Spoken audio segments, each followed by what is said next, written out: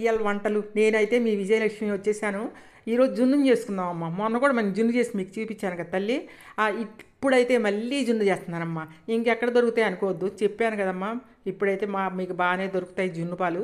చూసుకోండి, అక్కడ ఇక్కడ షాపుల్లో అయితే చాలా బాగా దొరుకుతాయి. ఒకచోట పట్టుకుంటే అప్పుడు వాళ్ళు మనకి మాట మాటకి ఇస్తూ ఉంటారు, ఎప్పుడు కావాలంటే అప్పుడు. అలా తెచ్చుకొని నేను చూడండి, జున్నునైతే ఒక 1/2 లీటర్ జున్ను అండి. వాళ్ళు ఏం చెప్పారు, లీటర్కి 1/2 లీటర్ సగానికి సగం పాలు కలపమన్నారు. కానీ పోయినసారి కలిపితేనండి మనకు లూజ్ వచ్చింది. అందువల్ల ఇప్పుడు ఏం చేశానంటే ఒక 1/2 లీటర్ పాలు పక్కన తీసి పడేసి ఒక 1/2 లీటర్ పాలు మాత్రమే 1/2 లీటర్లో అయితే యాడ్ చేశాను. యాడ్ చేసేసి ఈ విధంగా అయితే ఒక గిన్నెలో అయితే తీసుకున్నానమ్మా. మీరు కూడా అట్లా గిన్నెలో అయితే తీసుకోండి, చాలా బాగుంటుంది. తీసుకొని అట్లా మంచి గిన్నెలో చేసుకున్నారనుకోండి, ఆ గిన్నెతో పాటే మనం ఫ్రిడ్జ్లో పెట్టుకుంటాం కదా. మనం ఒక రోజు తింటామండి, 4-5 రోజులు ఎవరికి పెట్టకుండా తింటాం కదా. కానీ నేను అట్ట కాదండి, ఎవరైనా ఎదుటి వాళ్ళకి పక్కన వాళ్ళకి ఇస్తానండి నేను. ఎందుకంటే మరి మనకు లైకులు కొట్టాలి కదా వాళ్ళు.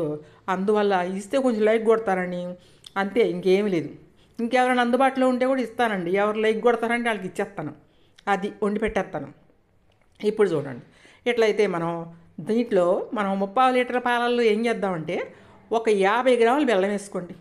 50 గ్రాముల బెల్లం వేసుకొని, చూసారు కదా, 100 గ్రాములు పంచదార వేసుకోండి. చాలు, పంచదార ఆ మాత్రం తీపి సరిపోతుంది.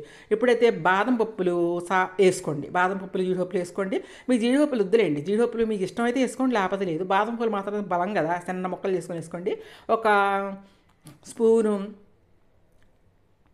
ఇలాచీ పౌడర్ ఉంటుంది కదా, దాన్ని పౌడర్ చేసుకొని ఈ విధంగా జల్లించుకోండి. ఎందుకంటే నోటికి పీసులుగా తగిలితే బాగాదు కదా.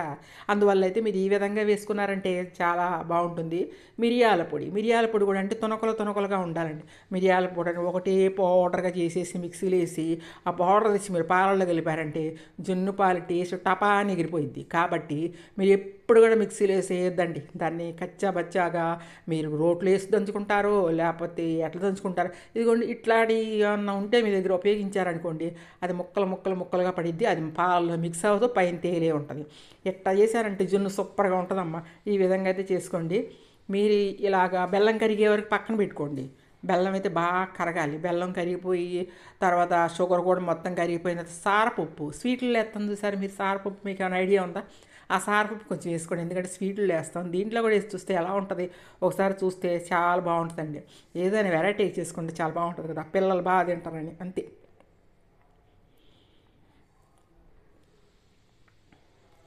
ఇప్పుడు ఏం చేస్తారంటే బాగా కరిగిన తర్వాత ఒక గిన్నెతో నీళ్ళైతే స్టవ్ మీద పెట్టుకోండి. స్టవ్ వెలిగించుకోవటం మర్చిపోమాకండమ్మ. స్టవ్ వెలిగించుకొని ఒక మీడియం ఫ్లేమ్లో పెట్టుకోండి. బాగా పంచదార బెల్లం కరిగిపోయిన తర్వాత తీసుకొచ్చి ఆ వేడి నీళ్ళలో దీన్ని పెట్టి దాని మీద మూత పెట్టడం మర్చిపోయారనుకో, ఆవిరికి వచ్చే నీళ్ళు ఉంటాయి కదా, ఆ నీళ్ళు వచ్చి మీకు దాంట్లో పడతాయి. బాగా నీళ్ళగా సప్పగా బాగదండి. కాబట్టి మూత పెట్టండి, నీట్గా మూత పెట్టి దాని మీద ఇంకొక మూత పెట్టేసేసి ఈ విధంగా ఒక 5 నిమిషాలేమో హై ఫ్లేమ్లో పెట్టుకోండి, ఒక 10 నిమిషాలేమో లో ఫ్లేమ్లో పెట్టుకోండి. అంతేనండి, జున్ను రెడీ అయిపోతుంది. మరి ఇంక మీరు ఆలస్యం చేయకుండా పక్కన ఎక్కడ జున్ను దొరుకుతుందని ఎంక్వైరీ చేసి తెచ్చుకోండి, చాలా బాగుంటుంది. ఈ పండగ సీజన్లో జున్ను తెచ్చుకున్నానంటుంది, అదొక స్వీట్గా ఉంటుంది, కమ్మగా ఉంటుంది. ట్రెడిషనల్ అండి ఇది. అమ్మమ్మ వాళ్ళు ఇలా చేసి పెడుతూ ఉండేవాళ్ళు. వాళ్ళైతే అదే టేస్ట్ రావాలా మీకు, ఇలా చేసుకోండి. సేమ్ మీ అమ్మమ్మ చేసినట్టే ఉంటుంది జున్ను. ఏమంటారు? ఇలా చేసుకోండి, శుభ్రంగా చేసుకోండి.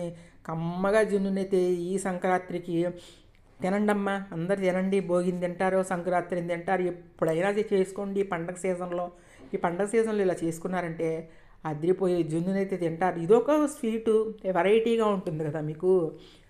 చూడండి, అన్ని స్వీట్లు పెట్టి ఇది పక్కన పెట్టండి. ఫస్ట్ దేని టేస్ట్ చూస్తారంటే జున్నునే టేస్ట్ చూస్తారు, కాదంటారా? ఇలా చూడండి, అయిపోయిందండి. 15 నిమిషాలు అయిపోయినాక పక్కన తీసి పెట్టండి. కొంచెం చల్లారనివ్వండి అమ్మ. ఆరాటం మీద వేడి నాలాగా మీరు కొయ్యమాకండి. నేనైతే అవ్వంగానే వేడి మీద ముక్కలు వేసుకొని ఇక తింటానండి. కొలెస్ట్రాల్ ఫ్రీ కదండి, కొలెస్ట్రాల్ ఫ్రీ. దీనికి కొలెస్ట్రాల్ రాదు మీకు. ఎందుకంటే మీరు లడ్డు జిలేబీ అవి తిన్నారనుకోండి, కొలెస్ట్రాల్ దమ్ముగా పట్టుకుంటుంది. కాబట్టి మీరు తిన్నారనుకోండి జున్ను, కొలెస్ట్రాల్ ఫ్రీ, కొలెస్ట్రాల్ కూడా తగ్గిద్ది. కాబట్టి చక్కగా తినండి అమ్మ. ఒక మొక్క ఏంది 4 మొక్కలు తినండి, ఈ మొత్తం ఒకళ్ళు తినండి. నేనేది అట్ట తింటాను. చూడండి నేను ఎట్ట తింటున్నాను ఒకసారి. అట్ట తింటాను అన్నమాట. ఎక్కడెక్కడ మూతికి అంటుకుంటుందా జున్ను ఏమి చూసుకోను, ఇంకంతే, తింటమే పని. ఇదిగోండి ఇట్లా మొక్కలు పోయండి. చల్లబడనియండి కొంచెం. వేడి మీద ఆరాట పడకుండా చల్లబడిన తర్వాత ఈ విధంగా ముక్కలు కోసుకొని మీరు ఒక గిన్నెలో వేసుకొని సర్వ్ చేయండి. మీ పక్క అక్కకి కొంచెం పెట్టండి అమ్మ. ఎందుకంటే మీకు లైకులు కొట్టాలి కదా. మీకు లైకులు కొట్టాలంటే మీరు ఏం చేయాలి, పక్క అక్కకు కొంచెం ఇస్తేనే కదా మీకు లైక్ కొట్టేది. కాబట్టి చిన్న మొక్కలు పడేయండి. ఏంటి, ఇద్దరు ముగ్గురు పడేసారు అనుకో 2-3 లైకులు వస్తాయి. ఏదో జాలికి అది కొట్టరండి బాబు, కొట్టరు. సరేనా? ఈ విధంగా మీరు కూడా తయారు చేసుకోండి. నేను చూడండి ఎగబడి ఎలా తింటున్నాను, కొలెస్ట్రాల్ లేదు కదా అని చెప్పేసి ఇక అన్నం మానేసి అన్నాన్ని పక్కన పడేసి ఈ విధంగా జున్నును మాత్రం ఇది రోజంతా ఉండిపోతానండి.